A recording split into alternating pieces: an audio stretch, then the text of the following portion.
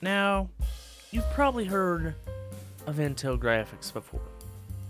Either you've used them in a school, tried to game on them, or even used them to do actual work.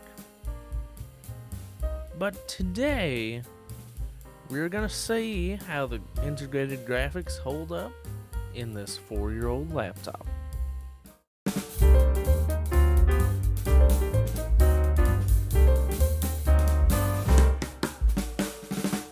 Now, some of you may have already noticed that there is an NVIDIA GeForce sticker on this laptop. However, that is not what we are focusing on today, at least.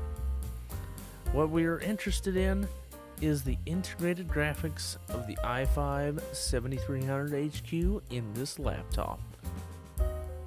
The integrated graphics chip in this laptop is the Intel UHD 630. Now, this GPU is really only meant for general web browsing, video watching, and social media scrolling. But today, we're gonna push it well past its comfort zone.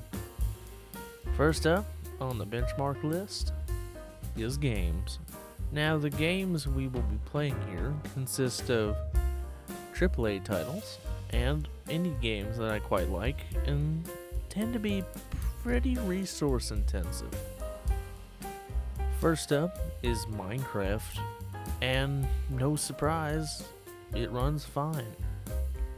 With this decently spec'd i5, it hits 58 frames per second on average, with performance that is perfectly adequate and playable, even without Optifine. Next is Crossout, and honestly, I'm surprised at how well it runs.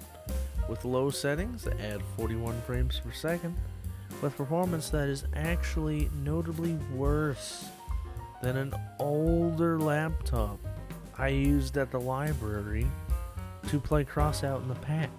Avorion, which is one of my most favorite time waster games, runs at 43 FPS on average, with 24 FPS with a 1% lows, with a mix of medium and low settings, which is fine, but heavy combat can really be difficult with those 1% lows. BeamNG, however, ran like absolute garb at 1 frame per second, and given the GPU utilization I was seeing, I'd imagine for some reason the GPU wasn't in 3D mode, as the frame rate is reminiscent of CPU only rendering. Elite Dangerous, though, is a fantastic example of an optimized game, where we saw 41 FPS most of the time and was pretty darn playable. Rocket League runs at 31 FPS on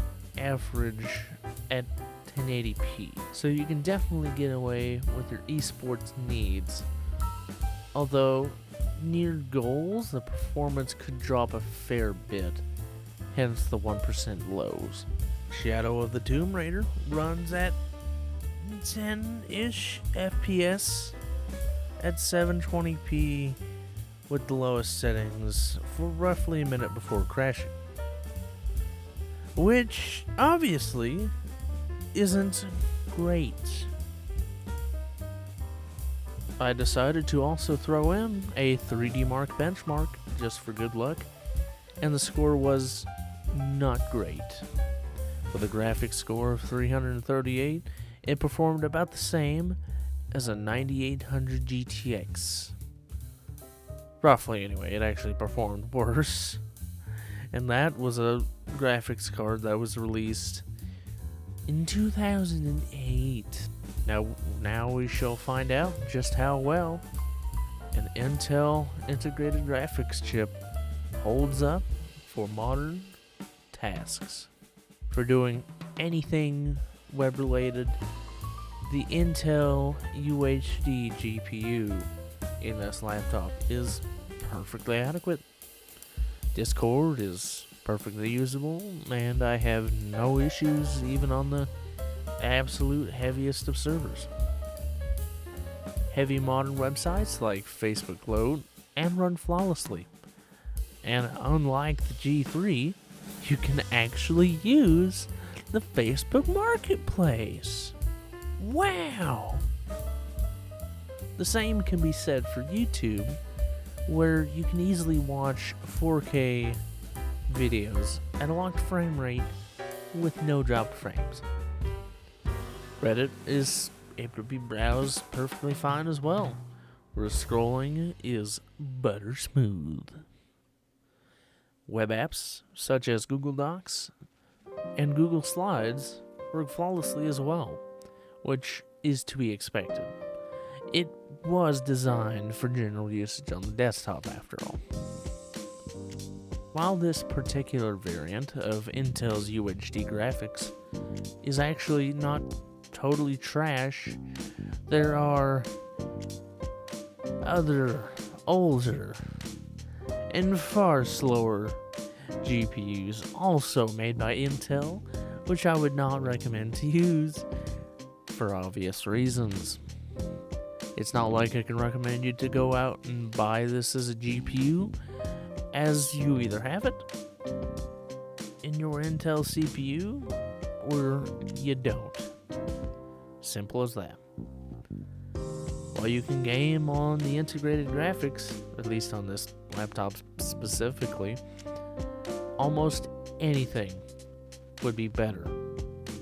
But at least the power consumption is pretty great. So that's it.